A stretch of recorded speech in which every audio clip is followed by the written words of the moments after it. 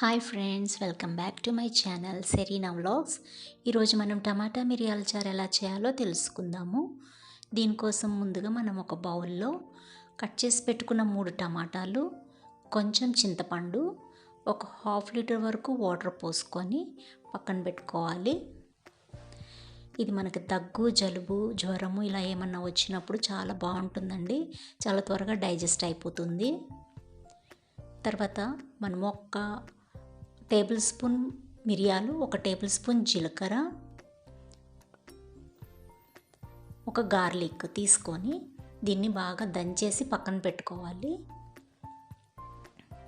తర్వాత నేను ఈ రసం కోసము కొత్తిమీర కాడలు సపరేట్గా పెట్టుకున్నాను, కరివేపాకు తీసుకున్నానండి.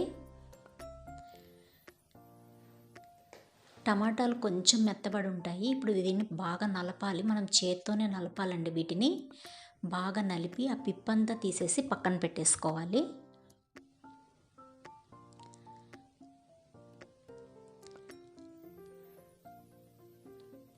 తర్వాత దీనిలోకి రుచికి సరిపడా ఉప్పు వేసుకోవాలి. ఒక హాఫ్ టేబుల్ స్పూన్ పసుపు వేసుకోవాలి.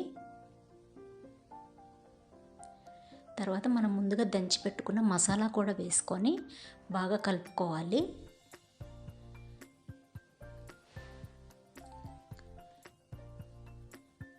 తర్వాత ఇందులో కొత్తిమీర కాడలు వేసుకోవాలి.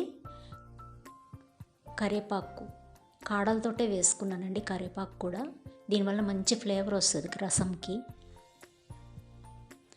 తర్వాత మనం మూత పెట్టేసి స్టవ్ మీద పెట్టేసుకోవాలి. ఇది బాగా మరిగేటప్పుడు మనము ఒక టేబుల్ స్పూన్ ధనియాల పొడి వేసుకోవాలి.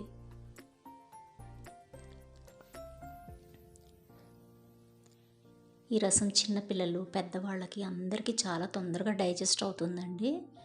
తర్వాత దీనికి మనం తాలింపు వేసుకోవాలి. తాలింపు కోసం మనం ఒక ప్యాన్ పెట్టుకొని మనము ఆవాలు, జీలకర్ర, ఎండుమిర్చి, వెల్లుల్లి, కరివేపాకు వేసుకొని ఫ్రై చేసుకోవాలి.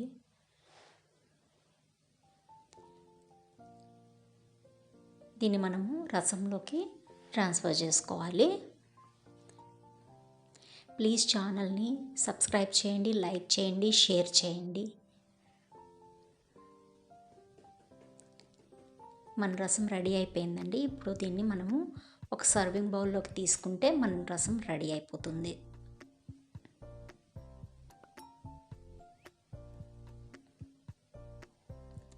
Thank you for watching.